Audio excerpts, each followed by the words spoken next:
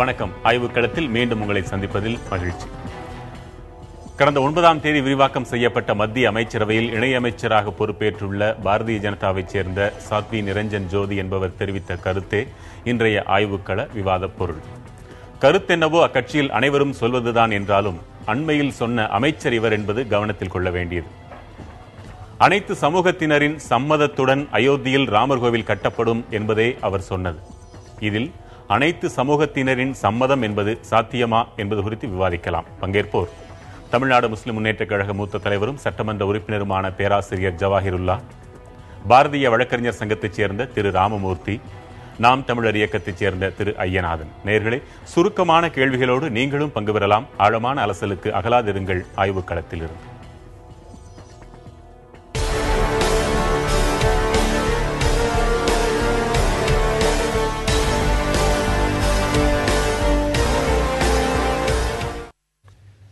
திரு ராமமூர்த்தி, இதனுடைய பொருளை விளக்கிருங்க. அனைவரின் சம்மதம் இல்லை என்றால் அது தவிர்க்கப்படும் என்று எடுத்துக்கொள்ளலாமா? இல்ல, அனைவரின் சம்மதம் கிடைக்கும் என்றுதான் எடுக்கப்படும் என்பது உங்கள் நம்பிக்கை. ஒருவேளை கிடைக்கவில்லை என்றால் இந்த திட்டம் தவிர்க்கப்படும் என்று அதுக்குள்ளே போல. ஏன்னா நிச்சயமாக அது ஏன்னா ராமர் கோயில், ராமன் பிறந்த இடத்தில் கோயில் கட்டுவது என்பது இந்துக்களுடைய நீண்ட நெடுங்காலமான ஒரு சிந்தனை. என்றால் வெளியிலிருந்து வந்த ஒரு மன்னன் நம்முடைய இடத்துல இப்போ அந்த நீதிமன்ற தீர்ப்பிலே கூட பார்த்தீங்கன்னா 3 நீதிபதிகள் தீர்ப்பு சொல்லியிருக்கிறாங்க. 2 பேர் கோவிலை இடித்து விட்டு அந்த இடத்தில் அந்த கட்டிடம் கட்டப்பட்டதுன்னு சொல்லிட்டு இருக்காங்க. 3வது நீதிபதி என்ன சொல்லியிருக்காருன்னா கோவில் இருந்த இடத்தில் கட்டப்பட்டதுன்னு சொல்லியிருக்காரு. ஆக கோவில் இருந்த இடத்தில்தான் அந்த கட்டிடம் கட்டப்பட்டுள்ளது என்பது அலகாபாத் நீதிமன்ற தீர்ப்பு. ஆக இது நிச்சயமாக இதை விட மிக முக்கியமான விஷயம், அந்த கட்டிடத்தை பராமரித்து வந்தது ஷியா முஸ்லிம் பிரிவு. அவர்கள் இதற்கான சம்மதத்தை எப்போ தெரிவிச்சிட்டாங்க. அந்த இடத்தில் கோயில் கட்டுவதற்கான சம்மதம் ஷியா முஸ்லிம்கள் தெரிவித்து விட்டார்கள். அதாவது யார் அந்த கட்டிடத்தை பராமரித்து வந்தார்களோ அவர்கள் தெரிவிச்சிருக்கிறாங்க. இருந்தாலும் அனைத்து சமூகத்தினரின் சம்மதம் இன்னும் நாங்கள் பெறுவோம் நீங்க நம்பிக்கையா சொல்றீங்க? இல்ல, ஏனென்றால் யார் அதை பராமரித்தார்களோ அவர்களே ஏற்கனவே அதற்கு ஒப்புக்கொண்டார்கள். இன்னொரு சம்மதம் இல்லைன்னாங்கிற கேள்விக்குள்ளேயே போக விரும்பல, அது தேவையில்லை என்ற அளவுக்கு நீங்க சொல்றீங்க. அப்படின்னா ஒருவேளை அந்த சம்மதம் வலுக்கட்டாயத்தின் பேரில் பெற்றுவிடப்படுமோ என்ற ஒரு அச்சம் எழுகிறது. இல்ல, நீங்க இதற்கு முன்னாடி அதற்கு 80களில் இருந்து இந்த பிரச்சனை ஆரம்பிக்கப்படுது. ஸோ பல்வேறு தரப்புகளில் இருந்து சொல்லப்பட்ட கருத்துக்கள் ஒன்னே ஒண்ணுதான். இது நீதிமன்றத்தில் நிலுவையில் இருக்க பிரச்சனை. நீதிமன்றத்தில் தீர்ப்பு வந்த பின்னாடி இதை பார்த்துக்கலாம்னு சொல்லிட்டு நீதிமன்ற தீர்ப்பும் அது உறுதி செய்துள்ளது அந்த இடத்துல கோயில்லாம் இருந்ததுங்கிறது.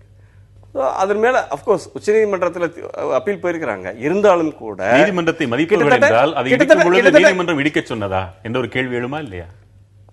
இல்ல, நீங்க ஒரு விஷயம், இது என்னோட வீடு இருக்குன்றது, என்னோட வீட்டுக்குள்ள அந்நியன் ஒருத்தன் உள்ள நுழைஞ்சு அவன் ஒரு விஷயத்த பண்ணிட்டு போயிடுறான். அன்னைக்கு தேதிக்கு எனக்கு சக்தி இல்லைங்கிறதுனால எனக்கு சக்தி வரும்போது அந்த விஷயத்த நான் வெளியே தள்ளுறதுக்கு எனக்கு உரிமை இருக்கின்றதா இல்லையா?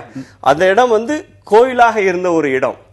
சோ கோயிலாக இருந்த இடத்துல கோயில் தான் இருக்கணும் அப்படிங்கிறது. அது மட்டும் இல்ல, நீங்கள் இன்றைக்கு அங்க போனாலும் கூட அங்க உள்ளே ராம் லல்லா தான், குழந்தை ராமர் தான் அங்க வணங்கப்பட்டு வருகின்றார். அது ஒரு டெம்பரரி ஷெட்டாக இருந்தா கூட கோவில் தான். அது தொடர்ச்சியாக அது கோவிலாக வழிபட்டு வரப்பட வேண்டிய ஒரு வழிபாட்டு ஸ்தலம். இடையில நான் வலிமையற்று போன காலத்தில் நடந்ததை நான் சீர்படுத்த எனக்கு உரிமை இல்லையான்னு கேட்கிறீங்க. இடையில ஜனநாயகம் என்ற ஒன்று புதிதாக மலர்ந்து இருக்கிறது. மன்னராட்சி காலம் எல்லாம் மடிந்து போன பிறகுதானே ஆனது. அந்த ஒன்றுக்கு நாம் மதிப்பளிக்க வேண்டுமா இல்லையா? மீண்டும் மன்னராட்சி காலத்தையே தொடர்வதா இருந்தாலும் சரி, ஜனநாயகமா இருந்தாலும் சரி, வழிபாட்டு ஸ்தலத்துல எந்த விதமான மாற்றமும் இல்லை. ராமன் அந்த இடத்துல இருந்துங்கிற விஷயம் அது நம்பிக்கையின் சார்ந்த விஷயம். அங்க தொடர்ச்சியாக கோயில் அங்க இருந்து இருக்கின்றது. இது மன்னராட்சியோ மக்களாட்சியோ, நீங்கள் அரசியல் சாசனத்துல பிரிவு 25 ஏன் இருக்கின்றது? ஒரு வழிபாட்டு ஸ்தலத்துல அவங்களுடைய சட்ட ரீதியாக அவர்களுடைய வழிபாட்டு உரிமையை நிலைநாட்டுவதற்கு தான் அந்த அரசியல் சாசனத்தில் இருக்கின்றது. அனைவர் சம்மதமும் கிடைக்கும் என்று உறுதியாக நம்புகிறார்கள். உங்கள் கருத்து என்ன? முதலாவதாக வழக்கறிஞர் அவர்கள் சொன்னதில் சில வலிமையான மறுப்புரைகளை நான் பதிவு செய்ய விரும்புகிறேன். இந்த பள்ளிவாசல் ஷியா முஸ்லீம் பிரிவுடைய பள்ளிவாசல் அவர்கள் எழுதி கொடுத்து விட்டார்கள் என்று சொன்னார். இது முற்றிலும் தவறான ஒரு வாதம். ஏனென்றால் பாபரி மஸ்ஜித் 1528 தொடர்ச்சியாக முஸ்லீம்கள் தொழுகை நடத்தி வந்த பள்ளிவாசலாக இருக்கின்றது. கடைசியாக 1949ஆம் ஆண்டு டிசம்பர் மாதம் 22ஆம் தேதி ஒரு நாளைக்கு முஸ்லீம்கள் 5 வேளை தொழுகிறார்கள். அந்த கடைசி தொழுகை கூட அந்த பள்ளிவாசலில் நடைபெற்றிருக்கின்றது. ஒரு பள்ளிவாசலுக்கு இமாம் இருப்பார், அப்துல் கஃபார் என்பவர் அந்த பள்ளிவாசலுடைய இமாமாக இருந்தார். முகமது இஸ்மாயில் என்பவர் பள்ளிவாசலில் தொழுகைக்கு அழைப்பு கொடுக்கக்கூடிய, அரபியில் முவாசின்னு சொல்லுவாங்க, தொழுகை அழைப்பாளர், பாங்கு என்று சொல்கிறாங்களே அந்த அழைப்பு கொடுக்கக்கூடியவர். 2 பேரும் இருந்தார்கள். இந்த 2 பேரும் மிக தெளிவான கருத்துக்களை சொல்லியிருக்கிறார்கள். இது ஒரு சுன்னத் ஜமாத் பள்ளிவாசலாகவும் இருந்தது. உத்தரப்பிரதேசத்தில் 2 வக்ஃப் வாரியங்கள் இருக்கின்றது. ஒன்று சுன்னத்தி முஸ்லீம்களுக்கான வக்ஃப் வாரியம், இன்னொன்று வந்து சியா முஸ்லீம்களுக்கான வக்ஃப் வாரியம். இந்த பாபரி மஸ்ஜித் என்பது சுன்னத் ஜமாத் வக்ஃப் வாரியத்திற்கு சொந்தமான சொத்து என்பதற்கான ஆவணங்கள் இருக்கின்றது. அது தொடர்பான சாட்சியங்கள் எல்லாம் பதிவு செய்யப்பட்டிருக்கின்றது என்பதை தெளிவுபடுத்த விரும்புகின்றேன். 2வது அவர் என்ன சொன்னார் என்றால், இது எங்களுக்கு சொந்தமானது, நம்பிக்கை, வலிமை பெற்றுவிட்டோம். ஆனாலும் வந்து இந்த பள்ளிவாசலை வந்து, அதாவது டிசம்பர் 6, 1992 அதை இடித்ததை நியாயப்படுத்துவது போல நம்முடைய வழக்கறிஞர் அவர்கள் பேசினார்கள். நான் என்ன சொல்ல வருகின்றேன் என்றால், நீங்கள் சரியான ஒரு கேள்வி கேட்டீர்கள். டிசம்பர் 6, 1992 முன்பு, சில நாட்களுக்கு முன்பு இந்தியாவினுடைய மிக உயர்ந்த நீதி பரிபாலன சபையாக இருக்கக்கூடிய உச்சநீதிமன்றம் பாபரி மஸ்ஜித் இடத்தில் ஸ்டேட்டஸ் கோ மெயின்டைன் பண்ணப்பட வேண்டும், உள்ளது உள்ளபடி இருக்க வேண்டும் என்று சொன்னது. அதை மீறி மிகப்பெரிய ஆட்பலத்தை திரட்டி வந்து அந்த பள்ளிவாசல் பட்ட பகலிலே இடித்து தரைமட்டமாக்கப்பட்டது. அன்று இரவு தொலைக்காட்சியில் பேசிய அன்றைய பிரதமர் நரசிம்மராவ், இடிக்கப்பட்டது மிக மோசமான சம்பவம், இருந்த பள்ளிவாசல் அதே இடத்தில் மீண்டும் கட்டித்தரப்படும் என்று வாக்குறுதி அளித்ததையும் நான் இங்கே நினைவு கூற விரும்புகின்றேன். அடுத்ததாக, இந்த பாபரி மஸ்ஜித் இருந்த இடம்தான் ராமர் பிறந்த இடமா என்கின்ற ஒரு கேள்வி இருக்கின்றது. நான் வந்து இந்த வரலாற்றுக்குள்ள போகல, ஆனால் அவர் சொன்னதுனால சொல்ல விரும்புகின்றேன். நீதிமன்ற தீர்ப்பை வந்து உச்ச நீதிமன்றம் நிறுத்தி வைத்திருக்கின்றது என்பதையும் நினைவுபடுத்திக் கொள்ள வேண்டும். வெறுமனே நிறுத்தி வைக்கவில்லை. The Lucknow bench of Allahabad High Court has given something which was not at all asked by any of the plaintiffs ன்னு சொல்றாங்க. அதாவது இந்த வழக்கை தொடுத்தவர்கள் கேட்காத ஒன்றை தீர்ப்பாக வழங்கி இருக்கிறார்கள். This is a strange verdict, ஒரு வினோதமான தீர்ப்பு என்று சொல்லிதான் உச்சநீதிமன்றம் அந்த தீர்ப்பை நிறுத்தி வைத்திருக்கின்றது என்பதை தெளிவாக எடுத்து சொல்ல வேண்டும். இந்த தீர்ப்பை பற்றி இந்தியாவினுடைய தலை சிறந்த நீதி ஜாம்பவான்கள், மிகப்பெரிய வழக்கறிஞர்கள் ராஜீவ் தவானிலிருந்து ராஜேந்தர் சச்சாரிலிருந்து அந்திராஜாரிலிருந்து பல பேர் வந்து இந்த தீர்ப்பை கடுமையாக சாடி இருக்கிறார்கள் என்பதை கவனத்தில் எடுத்துக்கொள்ள வேண்டும். அடுத்து, இது வந்து ஒரு அந்நியர் ஆக்கிரமிப்பாளர் கட்டிய பள்ளிவாசல் அப்படின்னு சொல்றாங்க. நான் கேட்கின்றேன், ராம பெருமானுடைய மகிமைகள் இந்தியா முழுவதும் தெரிவதற்கு காரணமாக இருந்தவர் துளசிதாசர். ஸ்ரீ ராமச்சந்திர மானாஸ் என்று அவர் ராமாயணத்தை வந்து ஹிந்துஸ்தானி மொழியில், மக்கள் புழக்கத்தில் உள்ள ஒரு மொழியில் மொழிபெயர்த்தப்பட்டு தான் எல்லாருக்கும் தெரிய வந்தது. பாபரி மஸ்ஜித் 1528 அங்கிருந்த பிரமாதமான ராமர் கோயிலை இடித்துவிட்டு கட்டப்பட்டது என்ற செய்தி நடந்திருக்குமே ஆனால், சம்பவம் நடந்திருக்குமே ஆனால், அப்போது 30 வயது வாலிபராக அயோத்தியில் வாழ்ந்து கொண்டிருந்த துளசிதாசர் அதை பற்றி குறிப்பிட்டு இருக்க வேண்டும். ஆனால் அதை பற்றி ஒரு குறிப்பு கூட அவரால் பார்க்க முடியவில்லை. பாபரை பற்றி மிகப்பெரிய விமர்சனங்களை செய்யக்கூடிய சீக்கிய மதத்தை நிறுவிய குருநானக் அவர்கள் பாபரை பற்றி பல விமர்சனங்கள் செய்கிறார்.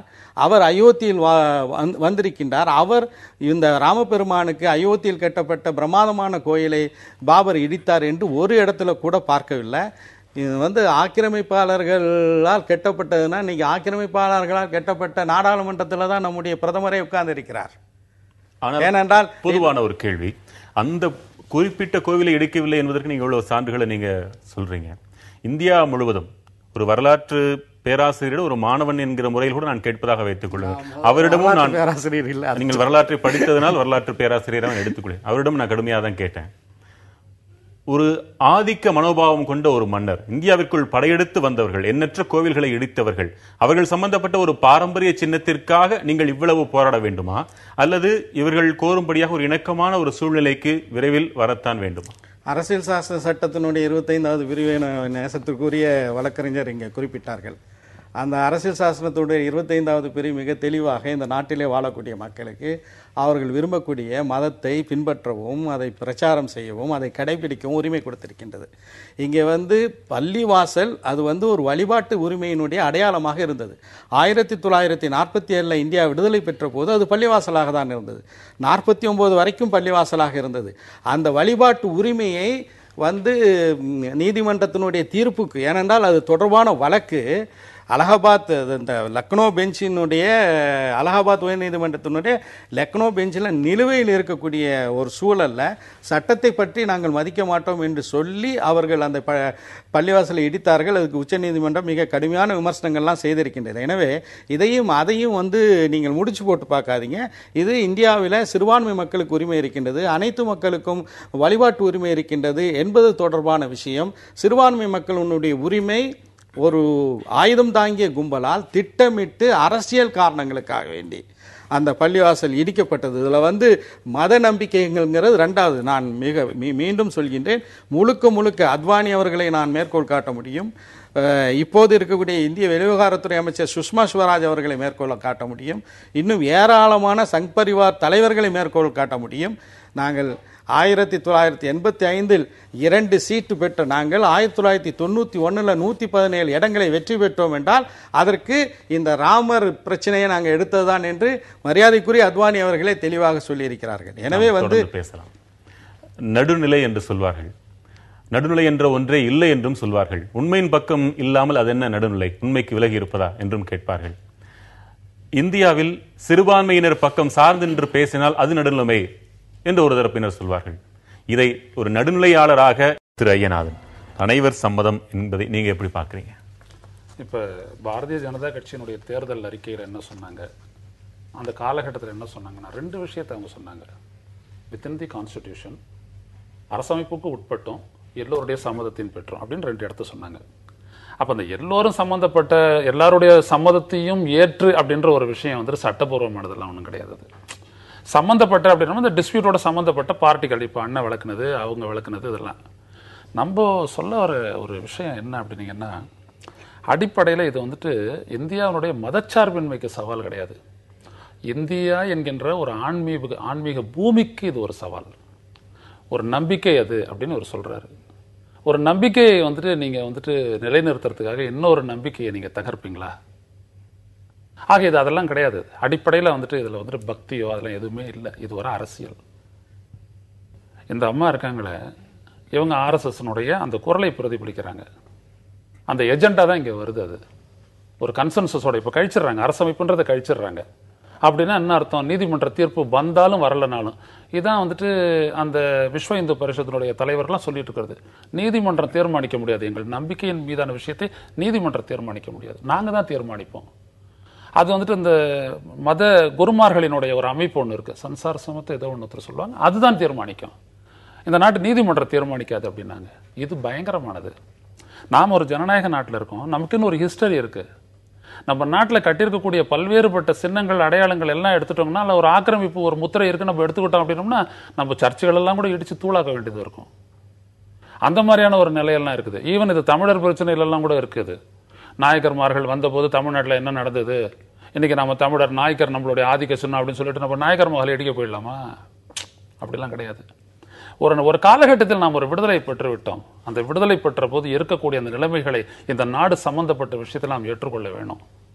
நான் பொதுவாக இவங்களுக்கு சொல்லக்கூடியது அதுதான், அரவிந்தர் சொன்னதான் நான் சொல்லுவேன். நான் மறுபடியும் பாரத மாதா தனது இதயத்தில் இந்த நாட்டில் வாழக்கூடிய முகமதியர்களுக்கு ஒரு இடம் அளித்து விட்டார். அவர் சொன்னார், அவருடைய நாளில், அவருடைய பிறந்த நாளில் இந்த நாடு விடுதலை பெற்றது. இந்த நாட்டிற்கு the aim of the independence is complete liberation from the British Raj அப்படின்னு சொன்னவர் அவர் தான். முதல்ல அந்த மாதிரி சொன்னவர் அவர். அப்படியாப்பட்டவர் சொன்னார், இடமளித்திருக்கிறது அப்படின்னா அந்த உணர்வுகளை மதிக்க வேண்டும், அதுதான். ஆனா இவங்க என்ன பண்றாங்க, ஏற்கனவே டிசம்பர் 6ஆம் தேதியே இந்தியாவுக்கு ஒரு அச்சுறுத்தல் நாள் ஆக்கிட்டாங்க. இன்னொரு அச்சுறுத்தல் நாள் தேடிக்கிட்டு இருக்கிறாங்களோன்ற ஒரு பயம் வருது. இந்த நாடு எண்ணற்ற பிரச்சனைகள் உள்ளபடியே இந்த நாட்டின் மீது அக்கறை கொண்டவர். இன்னைக்கு மோடி அரசாங்கம் என்பது இன்னைக்கு நீங்க பாத்தீங்க அப்படின்னா ஒரு அசைக்க முடியாத ஜனநாயக அதிகாரத்தோடு, ஆதரவோடு, பெரும்பான்மையோடு அமர்ந்திருக்கின்றது. அவர் போகின்ற இடத்திலெல்லாம் எதிர்பார்ப்பு தான் பெரிய அளவிற்கு வேலை செய்கிறது. பெரிய எதிர்பார்ப்பு இருக்கின்றது. ஏன்னா இந்த நாட்டை கவ்வியுள்ள பிரச்சனைகள், அப்படிப்பட்ட பிரச்சனைகள் இருக்குது. தெற்குல முதல் முறையா சீனாக்காரன் எடுத்துட்டு சப்மரின் நிறுத்துறான், நியூக்ளியர் சப்மரின் நிறுத்திருக்கிறான். தென்னிந்தியாவே இன்னைக்கு அச்சுறுத்தல் ஆகி போட்டு அப்படியாப்பட்ட அயலுறவு கொள்கையை கடைபிடிச்ச நாடா இந்த நாடு போயிருக்கு. இப்போ இவ்வளவு பிரச்சனைகளையும் தீர்க்க வேண்டிய நாம், அதற்கென்று இருக்கக்கூடிய அரசாங்கம் இதை பற்றி பேசுகிறது என்றால் என்ன பொருள்? தொடர்ந்து பேசலாம். 3 நேயர்கள். முதல் நேயருக்கு வணக்கம், உங்கள் கேள்வி என்ன? நான் வைத்தியலிங்கம் மதுரையிலிருந்து பேசுறேன் சார். கேளுங்க. என்னுடைய கேள்வி ஜவஹர்லால் அண்ட் ராமூர்த்தி இருவருக்கும் 2 பேருமே அது வழிபாட்டு தலம் என்கிற. ஹலோ, கேக்குதா சார்? கேளுங்க கேளுங்க, கேக்குது. நான் மதுரையிலிருந்து வைத்தியலிங்கம் பேசுறேன். என்னுடைய கேக்குதுங்க. கேள்வி ஜவஹர்லால் அண்ட் ராமூர்த்தி இருவருக்கும், அவர் இருவருமே அதை வழிபாட்டு தலம்னு ஒத்துக்கிறாங்க. ஒத்துக்கிட்ட பட்சத்தில் அரசாங்கமானது ஒரு மாஸ்கையும் ராமர் கோயிலையும் அங்க காமனா அரசியல் தலைவர் யாருடைய ஈடுபாடும் இன்றி நடுநிலையான மதகுருமார்களை இரு பக்க மதகுருமார்களையும் வைத்து ஒரு மாஸ்கையும் ஒரு கோயிலையும் கட்டி அதை கவர்மெண்டே மெயின்டைன் பண்ணணும். அங்க வேற யாரையும் எந்த மதகுருமார்களுக்கும் அங்க இடம் இருக்கக்கூடாது. அவங்க போயிட்டு நான் இது அரசாணை பிறப்பிக்கிறேன் எதுவும் பண்ணக்கூடாம ஒத்துக்கிறதுக்கு இந்த 2 கட்சிகளும் சம்மதிக்குமா? உங்க அழைப்புக்கு நன்றி. அடுத்த நேயருக்கு வணக்கம். உங்க கேள்வி என்ன சார்? நான் ராமூர்த்தி சாருக்கு ஒரு கேள்வி வச்சிருக்கேன் சார். கேளுங்க சார். அதாவது என்னன்னா, அனைவருடைய சம்பந்தம் அப்படின்றதுக்கு என்ன மீனிங் சார்? நான் ஒரு ஹிந்து மேல், ஓகேங்களா? இப்ப எனக்கே அதுல சம்மதம் கிடையாது. அப்படின்னும் போது அனைவருடைய சம்மதம் அப்படிங்கறது அவங்க என்ன மீன் பண்றாங்க? ஒண்ணு. 2வது கேள்வி சார், நாட்டுல எவ்வளவோ அனிமல் வர்றாங்க, கருப்புப்படுத்த கொண்டு வர போறாங்க, இந்த மாதிரி ப்ராக்ரெசிவான விஷயங்கள் நிறைய இருக்கும்போது இந்த ஒரு விஷயத்தை எதுக்காக பண்றாங்க? அதனால என்ன ரிசல்ட் இருக்கும்? சரி, உங்க அழைப்புக்கு நன்றி. அடுத்த நேயருக்கு வணக்கம். உங்க கேள்வி என்ன சார்? ஹலோ, கேளுங்க, விரைவா கேளுங்க சார். இன்னைக்கு உண்டான சூழ்நிலைகள்ல இப்ப இந்த அயோத்தியில ராமர் கோயிலுங்கிறது கட்டுறது அவசியமான ஒன்று சார். ஏன்னா இது கட்டுனோம்னா இந்தியாவில் இனிமேட்டு வர காலங்கள்ல மத சார்பான பிரச்சனைகள் வரக்கூடிய ஒரு வாய்ப்பு இல்லை. இன்னைக்கு சொன்னா இந்தியாவில இஸ்லாமியர்கள்ங்கிறது மோஸ்ட்லி இந்துவா இருந்து கன்வெர்ட் ஆனாங்க சார். அதனால டெஃபினட்டா இங்க கண்டிப்பா ஒரு இந்து கோயில் இருந்தது உண்மைதான். இதற்குரிய விளக்கத்தை பெறலாம். உங்க அழைப்புக்கு நன்றி. அடுத்த நேயருக்கு வணக்கம். உங்க கேள்வி என்ன? வணக்கம் சார். எனக்கு வழக்கறிஞர் ராமூர்த்தி அவர்கிட்ட தான் கேட்கணும். நானும் ஒரு பொதுவா ஒரு விஷயம் சொன்னாரு, எல்லா இந்துக்களும் எதிர்பார்க்கறாங்க அப்படின்னு. ஐயா, ஒரு வேண்டுகோள், எல்லாருன்னா யாரை நீங்க சொல்றீங்கன்னு எனக்கு புரியலீங்க. நான் ஒரு இந்துவா இல்ல, ஒரு இந்தியனா கேட்கிறேன். இதே கோயம்புத்தூர்ல இப்ப கொஞ்ச நாளைக்கு முன்னாடி நடந்த தேர்தல்ல நான் பாஜகவுக்கு தான் ஓட்டு போட்டேன். காரணம், பிரதமர் மோடி அவர்கள் நிறைய பேசினாங்க. ஆனா அவங்க பேசின விஷயத்துக்கும் இப்ப நடவடிக்கைக்கும் நிறைய முரண்படுற மாதிரி இருக்குங்க. இன்னொரு கேள்வி, இப்ப இந்த மாதிரி எல்லாம் பேசுறாங்களே அமைச்சர், இதெல்லாம் பிரதமருக்கு தெரிஞ்சுதான் பேசுறாங்களா இல்ல என்ன நோக்கத்துக்காக இவங்க பேசுறாங்க? இங்க நிறைய பிரச்சனை, ஐயநாதன் அவங்க சொன்ன மாதிரி நிறைய பிரச்சனை நம்ம தலைக்கு மேல இருக்கும்போது இதை பேசுறதுக்கான நோக்கம் என்னதாங்க ஐயா? இன்னொன்னு நன்றி. பதில்களை நீங்க நிகழ்ச்சியில பாருங்க. முதல்ல திரு ராமூர்த்தி உங்க பதில சொல்லுங்க. இல்லை, முதல்ல அவர்கள் சொன்ன விஷயங்களில் சொல்லும்போது ஒரு விஷயம், அண்ணன் ஐயநாதன் ஒரு விஷயம் சொன்னாங்க, அரவிந்தரை கோட் பண்ணாங்க. ஆனால் நிச்சயமாக அரவிந்தர் பாரத நாடு மத ரீதியாக துண்டாடப்படுவதை கடுமையாக எதிர்த்தார். அது முழுக்க ஒரு செயற்கையான ஒரு விஷயம். என்றைக்காவது ஒரு நாள் மீண்டும் இந்த துண்டாடப்பட்ட நாடு ஒன்றாக இணையும் அப்படிங்கிறத அழுத்தம் திருத்தமாக சொன்னால், இன்றைக்கும் நீங்கள் அரவிந்தருடைய ஆசிரமம் பாண்டிச்சேரிக்கு சென்றால் அங்கே அகண்ட பாரதம் தான் அங்க மைதானத்தில் இருக்கு. அதைத்தான் ஒன்றுபடுதல் சொல்றீங்களா? இப்ப ஒன்றாக இல்லைன்னு நினைக்கிறீங்களா? பதில் சொல்றேன். இந்தியா ஒன்றாக இல்லை. ஏன்னா மத ரீதியா விஷயம் என்னன்னா, பாபர் இந்த நாட்டுக்கு படையெடுத்து வந்த போது என்னன்னா, இந்த நாட்டினுடைய மக்களை அவர்கள் அடிமைப்படுத்த வேணும் அப்படின்னா, எது இந்த நாட்டு மக்களுடைய பிரைடு, அவங்களுக்கு ரொம்ப பெருமிதமான விஷயமோ அதை அழிக்க நினைத்தான். ஸோ அதுதான் அதற்கான காரணமே. ஸோ இன்றைக்கும் நீங்க அதை பார்க்கலாம். இன்றைக்கும் சிரியாவில் ISIS எதை தாக்குகின்றன, யாசிதிகளுடைய கோவில்கள் அங்கு அழிக்கப்படுகின்றன. ஸோ அந்த பெண்கள் அங்கே துன்புறுத்தப்படுகின்றனர். ஆக இந்த ஒரு விஷயம் காலமாக மதத்தின் அடிப்படையில் தங்களுடைய மதத்தினுடைய சுப்ரீமேசியை நிலைநாட்டுவதற்காக பாபர் செய்த ஒரு விஷயம். நாங்களும் இந்துக்கள் தான், எங்களுக்கு அந்த எண்ணமே இல்லைன்னு நேயர்கள் கேட்கிறாங்க. அதனாலதான் நான் சொல்லுகின்றேன், இந்த ஒரு விஷயம் என்னன்னா சரியாக நமக்கு பாடத்திட்டத்தில் சொல்லித்தரப்படவில்லை. ஆனாலும் கூட அவர் இருந்தாலும் கூட பெருவாரியான இந்துக்கள் இன்றைக்கும் அங்க அயோத்தியில அந்த இடத்துல ராமர் கோவில், ராமர் பிறந்த இடம் தான், ராமருடைய ஜென்மபூமி தான் என்பதில் அசைக்க முடியாத நம்பிக்கை இருக்கின்றது.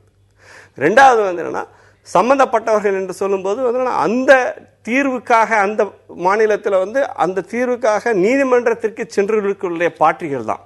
ஸோ யாரெல்லாம் நீதிமன்றத்தில் இருக்கின்றார்களோ அவர்களுடைய சம்மதம் அது, ஏன்னா அவர்கள் சம்பந்தப்பட்ட மக்களை பிரதிநிதித்துவப்படுத்தி தான் நீதிமன்றத்திற்கு சென்றிருக்கின்றார்கள். ஏன்னா நீதிமன்றத்துக்கு கோடிக்கணக்கான பேர் போகலை. ஸோ நீதிமன்றத்திற்கு போனது சம்பந்தப்பட்ட அந்த தாவாவிற்கு சம்பந்தப்பட்ட நபர்கள் தான் நீதிமன்றத்திற்கு சென்றிருக்கிறார்கள். ஆக இவர் அந்த அமைச்சர் சொன்னது வந்து நிச்சயமாக வந்து யாரெல்லாம் நீதிமன்றத்தின் முன்பாக இருக்கின்றார்களோ அவர்களை பிரதிநிதித்துவப்படுத்தி அவர்கள், ஏன்னா இந்த ஒரு விஷயம் வந்து என்னன்னா 2004க்கு முன்பாக இதுவான பேச்சுவார்த்தை துவங்கி அது ஒரு முடிவுறாத நிலையில அதை நான் சொன்ன மாதிரி அந்த ஷியா பிரிவினர் அவர்கள் ஒத்துக்கொண்டும் கூட வந்துன்னா அந்த எலெக்ஷன்ல வந்து பாரதிய ஜனதா கட்சி தோத்ததுனால இருக்கிறாங்க. எவிடன்ஸை கொடுத்துட்டேன். நீங்க திரும்ப அதுவும் இல்லாம மிக முக்கியமான விஷயத்தை நான் சுட்டிக்காட்ட விரும்புகின்றேன். அலகாபாத்தினுடைய நீதிமன்ற தீர்ப்பு கிட்டத்தட்ட மக்களுக்கு தெரியணுமே. அலகாபாத்தினுடைய நீதிமன்ற தீர்ப்பு கிட்டத்தட்ட 5000 பக்கங்களுக்கு நீண்டிருக்கின்றது. அதுல இவர்கள் எழுப்பின அனைத்து ஆட்சேபங்களுக்கும் அது வந்து அந்த இடத்துல கோயிலையே கிடையாது அப்படிங்கிற விஷயம் சொன்னாங்க. அங்கே வந்து அகழ்வாராய்ச்சியின் மூலமாக அதுல வந்து என்னன்னா அந்த கார்பன் டெஸ்ட் எல்லாம் பண்ணி அந்த இடத்துல கோயில் இருந்தது அப்படிங்கிறது வந்து ஆதாரப்பூர்வமாக நீதிமன்றத்தில் நிரூபிக்கப்பட்ட ஒரு விஷயம். நான் சொல்லி முடிச்சிடுறேன். ரெண்டாவது கேள்வி வந்து அவர்கள் திரும்ப திரும்ப கேட்கறது வந்து இந்த நாட்டுல எவ்வளவோ பிரச்சனை இருக்குது, இது ஒரு பிரச்சனையா அப்படின்னு அவங்க கேட்கிறாங்க. ஆனால் நான் சொல்ல வேண்டும், இது வந்து என்னன்னா நீங்க இந்த நாட்டில் செய்கின்ற இந்த நாட்டினுடைய பெருமிதத்தை நிலைநிறுத்துகின்ற எந்த ஒரு விஷயமாக இருந்தாலும், ராக்கெட் விட்டா அந்த ராக்கெட் விட்டா நமக்கு சாப்பாடு கிடைச்சிருமான்னு கேட்டவங்க அந்த நாட்டில் இதே நாட்டில் இருக்கின்றார்கள். அதே மாதிரி பிரிட்டிஷ்காரன் காலத்துல வந்து எல்லாமே பெர்ஃபெக்டா இருந்தது, பிரிட்டிஷ்காரன் காலம் போனது வந்து தவறாது என்று சொல்லக்கூடியவர்களும் நம்ம நாட்டில் இருக்கின்றார்கள். அவர்களும் இந்த நாட்டு குடிமக்கள் தான். அதே காரணத்துக்காக பிரிட்டிஷ்காரர்களை நீங்க திரும்ப வரவழைப்பீங்களா? ஆக என்னுடைய ஒரே விஷயம் வந்து இல்ல இதுல வந்து கிட்டத்தட்ட 5000 பக்கங்களுக்கு பாடத்திட்டத்தில் வலியுறுத்தப்பட வேண்டும் சொல்றீங்க. பாடத்திட்டத்தில் இல்ல வரலாறு மிக மோசமாக திரிக்கப்பட்டது. இந்திரா காந்தியோட காலத்துல வரலாறு தெரியாது. அருண் ஷோரி இதை பத்தி இருக்காரு. இந்த ஹிஸ்டாரியன்ஸ் எல்லாம் ஃப்ராட் அப்படின்னு எழுதியிருக்காரு. ரொமிலா தாப்பர் உள்பட இந்த மார்க்சிய ஹிஸ்டாரியன்கள் வந்து இந்த நாட்டுடைய வரலாற்றை திரித்தவர்கள். அந்த ஒரு விஷயம் வந்து அலகாபாத் நீதிமன்றத்தில் அவர்களுடைய முகத்திரை கிழிக்கப்பட்டிருக்கின்றது. அலகாபாத் உயர் நீதிமன்றத்தினுடைய தீர்ப்புல இந்த மார்க்சிய வரலாற்று ஆய்வாளர்கள் வரலாற்றை திரித்தது கிழிபட்டிருக்கிறது. அதை நான் தெளிவாக சொல்ல விரும்புகிறேன். முதலாவதாக இந்த பாபரி மஸ்ஜித் வந்து ஸ்ரீ ராமபெருமானுக்கு கட்டப்பட்ட மகாத்தான ஒரு ஆலயத்தை இடித்துவிட்டு கட்டப்பட்டது என்பது ஒரு புனையப்பட்ட கதை. வெள்ளைக்காரர்களுடைய ஆக்கிரமிப்பு நடைபெற்ற சூழல்ல 1857 மிகப்பெரிய விடுதலை போராட்டம், சிப்பாய் கழகம் என்று அவர்கள் சொல்வார்கள், நாம் விடுதலை போராட்டம் சொல்லுவோம். அது வந்து பாபரி மஸ்ஜித் இருக்கக்கூடிய அந்த ஃபைசாபாத் மாவட்டம், அவுது மாகாணம் என்று சொல்வார்கள், அங்கே மிக எழுச்சியுடன் நடைபெறுகின்றது. நான் மட்டும் சொல்லலை, அவர்கள் போட்டுகின்ற வீர் சவாக்கரே எரிமலை என்ற ஒரு புத்தகத்தில் எழுதியிருக்கின்றார். அதில் கூட சொல்கிறார், தமிழ்நாட்டை சேர்ந்த மௌலவி அஹமதுல்லா ஷா தலைமையில் மிகப்பெரிய அளவில் அந்த மௌலவி மிகப்பெரிய அளவில் விடுதலைக்கான அந்த போராட்டத்தில் முன்னெடுப்பு செஞ்ச செய்திகள்லாம் சொல்கிறாரு. நான் சப்ஜெக்ட்லேருந்து வெளியே போகலை. அந்த 1857 சுதந்திர போராட்டத்தில் அனைத்து தரப்பினர்களும் மதங்களை கடந்து இந்தியர்களாக வெள்ளைக்காரர்களிலிருந்து நாம் விடுதலை பெற வேண்டும் என்பதற்காக அந்த போராட்டம் நடைபெறும் போது லக்னோவில் இருக்கக்கூடிய வெள்ளைக்காரர்களுடைய படைப்பட்டாளம் அப்படியே சுற்றி வளைக்கப்பட்டது. சுற்றி வளைக்கப்பட்ட ஒரு சூழல்ல என்ன நடந்தது என்பதை பற்றி வெள்ளைக்கார சிப்பாய் ஒருவர் பிறகு லண்டனுக்கு போன போற எழுதுகிறார். வில்லியம் தாமஸ் ஃபோர்னஸ் என்பது அவர் பேர். அவர் சொல்றார், but for the help rendered by the mahants of Hanumangarhi temple at Ayodhya, the British battalion at Lucknow would have surrendered before Maulvi Ahmadullah Shah or would have died of starvation and India's history would have been different என்று சொல்கிறார். வெர்பாட்டமாக code பண்றார். அஹமதுல்லா ஷாவுடைய படைகள் எங்களை முற்றுகையிட்டிருந்த நேரத்தில் அயோத்தியில் உள்ள ஹனுமான்கிரி பூஜாரிகள் மட்டும் எங்களுக்கு உணவும் மருத்துவமும் தராவிட்டால் நாங்கள் வந்து ஒன்று செட்டும் அடைந்திருப்போம் அல்லது இந்த மௌலவி அஹமதுல்லா ஷாவிடம் சரணடைந்திருப்போம், இந்தியாவினுடைய வரலாறு வேறு மாதிரியாக இருக்குன்னு சொல்றார். இப்படி எழுச்சியுடன் நடைபெற்ற அந்த போராட்டத்தை வீழ்த்திய பிறகு இந்துக்களும் முஸ்லீம்களும் ஒன்று சேர்ந்து இருந்தால் இந்த நாட்டை தொடர்ந்து நம்முடைய ஆக்கிரமிப்பை நடத்த முடியாதுங்கிறதுக்காக வேண்டி வெள்ளைக்கார வரலாற்று ஆசிரியர்கள் சொல்றாங்க, ரொமிலா டாப்பர் வந்து மார்க்சிஸ்டுங்கிறாங்க, RS சர்மாவை மார்க்சிஸ்டுங்கிறாங்க. நான் சொல்கின்றேன், நீங்கள் பேசக்கூடிய வரலாறு இந்த நாட்டை ஆக்கிரமித்த வெள்ளைக்காரர்கள், AS பீவரேஜ் உள்பட பல வெள்ளைக்காரர்கள் இந்த கதையை கட்டினார்கள். ராமர் பிறந்த இடம் என்று இன்னைக்கு கூட அயோத்திக்கு செல்லுங்க, நான் போயிட்டு வந்திருக்கேன், பல பேர் போயிட்டு வந்திருக்கிறார்கள். அங்க இருக்கக்கூடிய 17 இடங்கள்ல ஒவ்வொரு பூஜாரியும் இதுதான் ராமர் பிறந்த இடம் என்று சொல்லியிருக்காங்க. அந்த அடையாளங்கள்லாம் இருக்கக்கூடாதுங்கிறதுக்காக வேண்டி டிசம்பர் 6 இடிக்கப்பட்டது பாபரி மஸ்ஜித் மட்டுமல்ல, இந்த கோயில்களையும் இடித்து தரைமட்டமாக்கினார்கள். ஹிரண் முகர்ஜி என்ற சிபிஐயினுடைய மிகப்பெரிய தலைவர் முன்னாள் பிரதமர் அடல் பிஹாரி வாஜ்பாய்க்கு ஒரு கடிதம் எழுதுகிறார். Can you pinpoint the exact point the exact location where Shri Ramachandra ji was born என்று கடிதம் எழுதுறாரு. அதுக்கு அடல் பிஹாரி வாஜ்பாய் அவர்களே பதில் சொல்றார், நோ ஐ காண்ட் அப்படின்னு சொல்றாங்க. ஆக இந்த பாபரி மஸ்ஜித் இருந்த இடம், ராமர் பெருமானுக்கு இருந்த கோயில் இருந்த இடத்தை இடித்து தரைமட்டமாக்கப்பட்டதுங்கிறது வெள்ளைக்காரர்கள் இந்த நாட்டை பிளவுபடுத்துவதற்காக புனைந்த வரலாற்றை பேசுறாங்க.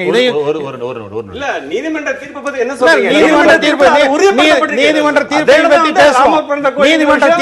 நீதிமன்ற தீர்ப்பை பற்றி பேசுவோம்.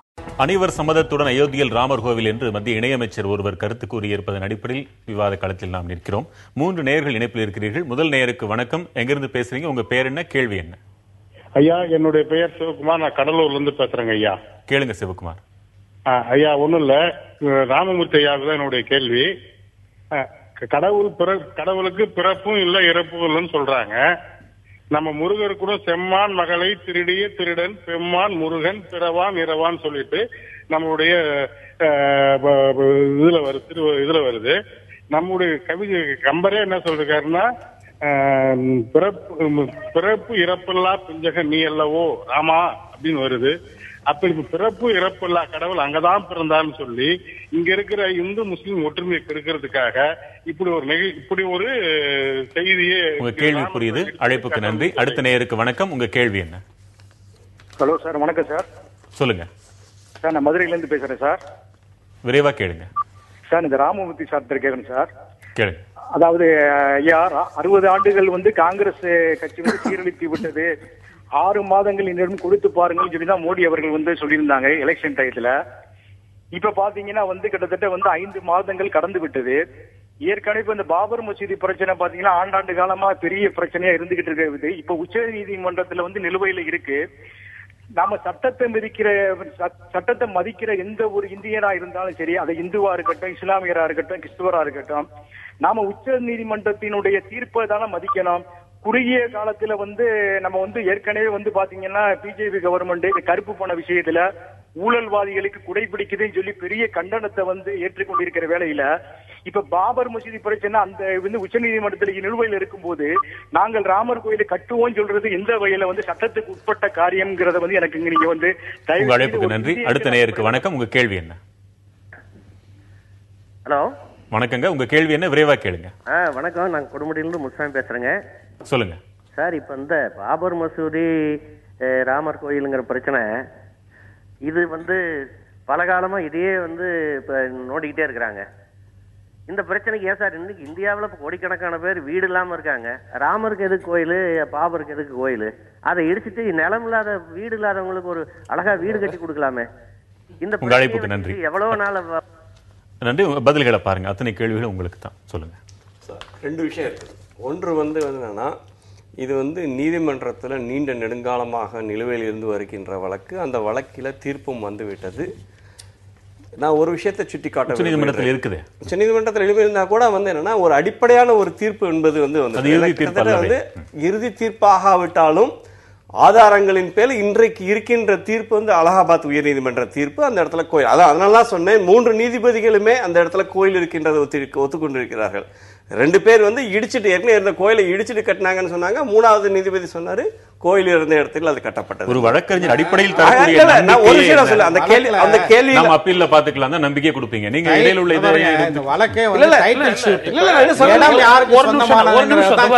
பாருங்க, சட்டத்துக்கு உட்பட்டு நாங்க நடந்துக்கோன்னு ஒருபோதும் RSS அந்த கேள்விக்கு நான் என்னுடைய பதில் என்னன்னா, அமைச்சர் என்னன்னா, யார் என்ன சொன்னாலும் நான் அந்த இடத்துல நான் கோயில் கட்டுவேன்னு சொன்னா உங்களுடைய கேள்வி நியாயமானது. சட்டத்தை மீறி நீங்க செய்றீங்க. அமைச்சர் என்ன சொல்லியிருக்காங்க, அனைவருடைய சம்மதத்துடன் நாங்க கட்டுறோம் அப்படின்னு சொல்றதுல அதுல என்ன யாருக்கு ஏன் எந்த ஆட்சியம்னு இருக்க முடியும்னு எனக்கு தெரியல. ஏன்னா நிச்சயமாக ஒரு விஷயம் நான் சொல்ல வேண்டும். இன்றைக்கு 73 சீட்டு உத்தரப்பிரதேசத்தில் பாரதிய ஜனதா கட்சி ஜெயிச்சிருக்கிறது என்றால் நிச்சயமாக அங்கே இருக்கின்றக்கூடிய இஸ்லாமியருடைய ஓட்டு பாரதிய ஜனதா கட்சிக்கு விழுந்ததுனால தான் நம்ம 73 சீட்டு ஜெயிக்க முடிஞ்சிருக்கிறது. இல்லாட்டி 73 சீட்டுக்கான வாய்ப்பு இல்லை. இன்றைக்கு ஜம்மு அண்ட் காஷ்மீர்ல நிச்சயமாக ஆட்சியை பிடிப்போம் என்று சொல்கின்றார்கள். நிச்சயமாக அங்கேயும் இஸ்லாமியருடைய வாக்கு பாரதிய ஜனதா இது பாரதிய ஜனதா கட்சியை ஒரு வகுப்புவாத கட்சி அப்படிங்கிற மாதிரியான ஒரு ப்ரொஜெக்ஷன் கொடுக்கிறதுக்கான முயற்சியை ஒழிய நடைமுறையில இது இல்ல. இது கீழ்மட்டத்தில் இருக்கின்ற இஸ்லாமிய சகோதரர்கள் முழுமையாக புரிந்து கொண்டதனாலதான் இந்த இஸ்லாமிய வாக்கு வங்கி அப்படிங்கிற ஒரு ஓட்டு ஏஜென்ட்களாக செயல்பட்டு வருகிறவர்கள் இன்று தூர விலகி சென்றிருக்கிறார்கள். அதனாலதான் இன்றைக்கு பாரதிய ஜனதா கட்சி அதே மாதிரி பொதுவான மக்கள் அதனாலதான் உங்களுக்கு ஆதரவா கேட்கலையே. ஆதரவு என்று சொல்ல முடியும். அதனாலதான் சொல்லுகின்றேன். இது பாரதிய ஜனதா கட்சி ஒரு வகுப்புவாத கட்சி என்ற ஒரு துஷ்பிரச்சாரம் நடந்து வந்திருந்தது. இப்ப கூட யார் பண்ணிருக்காங்க அப்படி? இதற்கு யாரெல்லாம் பாரதிய ஜனதா கட்சி எதிர்க்கின்றார்களோ அவர்கள் பாரதிய ஜனதா கட்சி வேற குற்றச்சாட்டு சொல்ல முடியல, வேற குற்றச்சாட்டு சொல்ல முடியல. இது ஆனா இந்த விஷயம் மேற்கு வங்கத்தில் சொல்ல முடியாது. அவர்கள் தாக்குதலுக்கு உள்ளாகின்றார்கள்.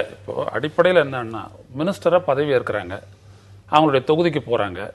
அவங்க உணவு பதனிடல் துறை அமைச்சர், அங்க உத்தரப்பிரதேசத்துல ஃபத்தேபுராமா.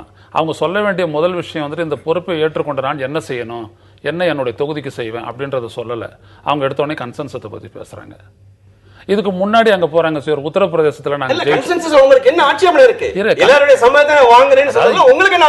ஒண்ணும் இல்ல இடிக்கிறதுக்கு முன்னாடி எல்லாம் கன்சென்சஸை தேடி இருக்கணும். இடிச்சு தூக்கி எரிஞ்சிட்ட பிறகு கன்சென்சஸ் தேடுவீங்க. நீங்க உங்க பிரதரோட பிரதர் தான் இங்க அரவிந்தர் திட்ட தெளிவா சொல்றாரு, இந்த நாட்டிற்கு யார் விடுதலைக்காக போராடினார்களோ தியாகம் செய்தார்களோ அவர்களுடைய வார்த்தை தான் இந்த தேசத்தினுடைய போக்கை நிர்ணயிக்க வேண்டும். ஆட்சிக்கு வர்றவர்கள் இன்னைக்கு வருவாங்க. உத்தரப்பிரதேசத்துல நீங்க ஆட்சியை பிடிச்சிங்க, இதே சொல்லி ஆட்சியை பிடிச்சிங்க. கல்யாண் சிங் முதல்வரா வந்தாரு. அதுக்கப்புறம் ஏன் தோத்தீங்க? பாபர் மசூதி இடிச்சதுனால தோத்தீங்க. இந்த நாட்டை கலவர பூமி ஆக்கியதனால தோத்தீங்க. இன்னொன்று it is a national issue. இந்த பாருங்க 49 பாபர் மசூதி இந்த நாட்டோட அடிமை சின்னங்க. அடிமை சின்னம் அடிமை சின்னம் சொல்லல. அடிமை என்ன அடிமை சின்னம்? இல்ல இது பாபர் இந்த நாட்டின் மன்னர் அடிமை சின்னம். நாட்டின் மீது படையெடுத்துள்ள ஒரு மன்னர் ஒரு நாடாளுமன்ற அடிமை என்பதற்காக சின்னம் நீக்கப்பட்டது. அடிமை சின்னம் அடிமை சின்னம் எல்லாம் இல்ல. அது ஒரு வழிபாட்டு தலம். இந்தியாவுடைய அரசியலமைப்பு சட்டத்தின் அடிப்படையில் இருந்த ஒரு வழிபாட்டு தலம். அடிமை சின்னம் என்பது வேண்டும் என்றால் உங்களுடைய கருத்தாக இருக்கலாம். அடிமை சின்னம் என்று சொல்வது மிகவும் ஆச்சரியகரமானது. அப்படி நீங்க அடிமை சின்னம்னா முதல்ல வேற நாடாளுமன்றத்துக்கு போங்க, குடியரசுத் தலைவர் வேற மாளிகை கொண்டு போங்க. அது வெள்ளைக்காரர்கள் கட்டப்பட்ட நாடாளுமன்றம் அடிமை சின்னமா? பதில் என்ன? இல்ல இல்ல அவர் செஞ்சாஜ் அடிமை சின்னம் தான். இல்ல காரணம் கட்டா இல்ல சார். இது மிக அபத்தமான ஒரு வாதம். ஏன்னா நீங்க கோயில இருந்த இடத்துல கட்டிருக்காங்க ஆட்சேபனை. கோயில் இடத்துல பாராளுமன்ற கட்டியிருக்கிறார்களா? கோயில் இருந்த இடத்துல ராஷ்டிரபதி பவன் கட்டியிருக்கிறார்களா? இந்த பிரச்சனை சொல்லி முடிச்சிடுறேன். கோயில் இருந்த இடத்துல சொல்லப்படுவதால் அடிமை சின்னம் என்று சொல்லப்படுகிறது. பாராளுமன்றத்துல ஒரு கோயில் இருந்த இடத்துல பாராளுமன்றம் கட்டல. யாரும் செங்கோட்டை பத்தி ஒண்ணு சொல்ல, ஆகாகோட்டை பத்தி ஒண்ணு சொல்ல.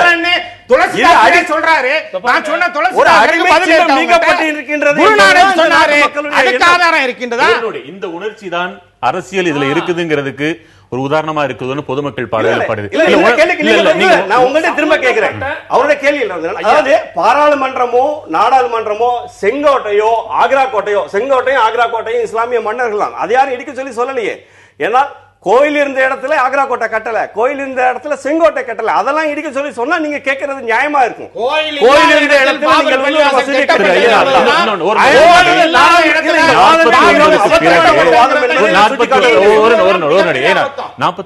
பிறகு அல்லது 92க்கு பிறகுதான் பாரதிய ஜனதா கட்சி இதைத்தான் முன்னெடுக்கிறது அப்படின்னு ஒரு தகவல். பிரிட்டிஷார் தான் பிரித்தாளும் சூழ்ச்சி இதிலையும் கையாண்டாங்க. முகலாயர்கள் 1700களில் வெளியேறிய பின்னரிலிருந்தே இது குறித்த தொடர்ந்து அங்கே கோவில் கட்டப்பட வேண்டும் என்பது வரலாற்று குறிப்புகளாகவே இருக்கின்றனவே. அதற்கு என்ன பதில்? இல்ல நம்ம சொல்ல போறது என்ன, நம்ம என்ன செய்ய போறோம்? வரலாற்றை நம்ம மாற்ற போறோமா? இங்க சைவத்துக்கும் வைணவத்துக்கும் தகராறு நடந்தது. நான் பட்டம் போட்டுட்டு இருக்கேன். சென்னை மாத்துனீங்க. அந்த கதையெல்லாம் வேண்டாம். கேட்ட கேள்விக்கு உங்கள் மீது வைக்கக்கூடிய கேள்வி ஆன்மீகத்திற்கு வைக்க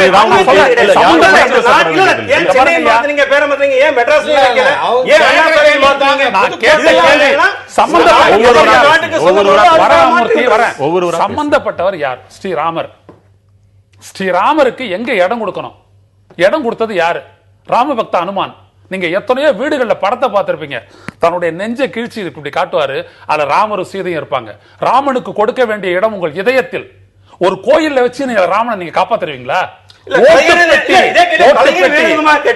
ராமர் என்ன வந்து அவர் என்ன இன்ஜினியரா சேது பாலத்தை அவரா கட்டினாரு கேட்டார்.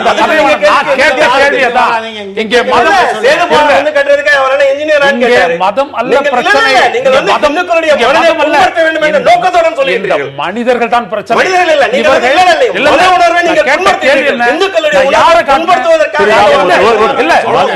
மத உணர்வை பண்படுத்துவதற்காக நெற்றியில் ஒரு திருநீர் அணிந்து வந்திருப்பார் நினைக்கிறீங்களா? அது போலியா? கோயில் கட்டக்கூடாது இந்துக்களுடைய மத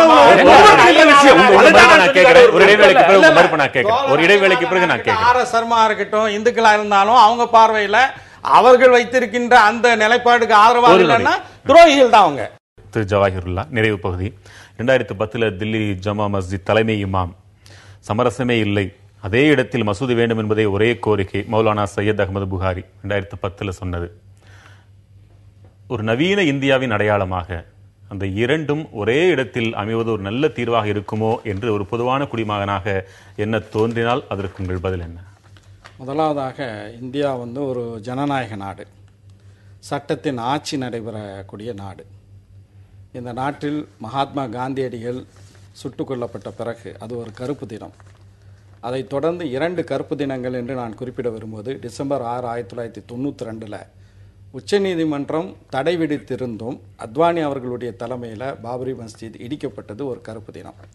அதே போன்றுதான் செப்டம்பர் 30, 2010 அலகாபாத் உயர்நீதிமன்றத்தினுடைய லக்னோ பெஞ்ச் இந்த பாபரி மஸ்ஜித் வழக்கில் கொடுக்கப்பட்ட ஒரு தீர்ப்பு வழங்கப்பட்ட தினமும் கருப்பு தினம் என்று தான் சொல்கின்றேன். ஏன் அதை கருப்பு தினம் என்று நான் சொல்கின்றேன் என்றால், பல சட்ட வல்லுநர்கள், நீதிபதி ராஜேந்தர் சச்சார் உள்பட, ராஜீவ் தவான் உள்பட, இன்னும் பல சட்ட நிபுணர்கள் உள்பட இந்த வழக்கில் கேட்காத ஒன்றை இந்த தீர்ப்பு வழங்கியிருக்கின்றது என்பது மட்டுமல்ல, சுருக்கமாக லிமிட்டேஷன்ஸ், அதாவது பாபரி மஸ்ஜித் தொடர்பான இந்த வழக்கு 12 ஆண்டுகள் கழித்து தொடரப்பட்டதுன்னு சொல்லி அந்த தீர்ப்பை வந்து தள்ளுறாங்க. ஆனால் உண்மையிலேயே என்ன நடந்திருக்க வேண்டும் என்றால், ராமர் கோயில் அங்கே இருந்தது என்ற ஒரு வாதம் இருக்குமே, ஆனால் அதுக்கு வந்து டைம் லிமிட்டேஷன்ஸ் இல்லையா?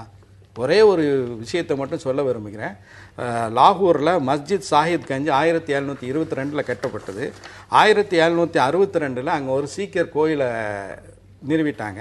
இதுக்கு பிறகு 1930 அந்த வழக்கு வரும்போது பிரிவி கவுன்சில் என்ன சொல்லுதுன்னா, 12 ஆண்டுகளுக்கு பிறகு வந்திருக்கீங்க, அதை டிஸ்மிஸ் பண்றோம் அப்படின்னு சொல்றாங்க. நேரம் கடந்து ஒரு வரியில் சொல்வதானால் என்ன சொல்வீங்க? ஒரு வரியில் சொல்லுவதானால், செய்யப்பட்டிருக்கக்கூடிய சுதந்திர இந்தியாவில் நடத்தப்பட்டிருக்கக்கூடிய மிகப்பெரிய சட்ட மீறலான அயோக்கியத்தனமான பாபரி பள்ளிவாசலில் சிறைகளை கொண்டு வைக்கப்பட்டதும், பாபரி பள்ளிவாசலை இடித்தவர்கள் சட்டத்துக்கு முன்னால் நிறுத்தி தண்டிக்கப்பட வேண்டும். இந்த வழக்கு வந்து ஒரு டைட்டில் ஷூட், இடம் யாருக்கு சொந்தம் என்கின்ற அடிப்படையில் உச்ச நீதிமன்றம் தீர்ப்பு சொல்லும் வரை அனைவரும் பொறுமையாக இருக்க வேண்டும். இல்லை, இந்து கோயில்களை பொறுத்த மட்டும் தமிழ்நாட்டிலும் சட்டம் அதே தான். நான் வந்து இந்த கோயில் இடத்தை ஆக்கிரமிச்சிட்டேன், இது எனக்கே சொந்தமானது அப்படிங்கிற அந்த அட்வர்ஸ் பொசஷன், அதாவது உன்னையும் மீறி அந்த இடம் என்னால் ஆக்கிரமிக்கப்பட்டுள்ளது, அதனால இது எனக்கு சொந்தமானது அப்படிங்கிற ஒரு விஷயம் கோயில்களுக்கு நிலங்களை பொறுத்த மட்டும் அது பொருந்தாது. இன்றைய நிலைமை வரை சட்ட நிலைமை அதுதான். ஸோ ஆக கோயிலுடைய இடத்துல வந்து என்னன்னா ஆக்கிரமிப்பு அப்படிங்கிற ஒரு விஷயம் வந்து லிமிட்டேஷனுக்கு அது உட்படுத்த முடியாது, சட்ட ரீதியாக சொல்ல வேண்டும் என்றால். ரெண்டாவது வந்து என்னன்னா, இதெல்லாம் அலசி ஆராய்ந்து தான் அலகாபாத்தினுடைய உயர் நீதிமன்றம் கிட்டத்தட்ட 5000 பக்கங்களுக்கு மேலான ஒரு தீர்ப்பினை அளித்தது. நான் வந்து என்ன சொல்றேன் என்னன்னா, நீதிமன்றம் இல்ல இந்த நாட்டுல வந்து எல்லா சட்டத்தின்பால் நடக்கணும், நீதிமன்றத்தின் பால் நடக்கணும்ன்றவங்க நீதிமன்ற தீர்ப்பு அப்ப இந்த நாட்டினுடைய ஏற்க மாட்டோம்னு அர்த்தம். 17 ஆண்டு காலம் அரசியலில் மதம் கலந்து விட்டது லிபரான் கமிஷன். 17 ஆண்டு காலம் நீண்ட கமிஷன் சொல்லுவாங்க. அரசியலில் என்றால் அது காங்கிரசுக்கும் பொருந்தும் என்று இஸ்லாமியர்களே சொல்லியிருக்கிறார்கள், மத தலைவர்களே.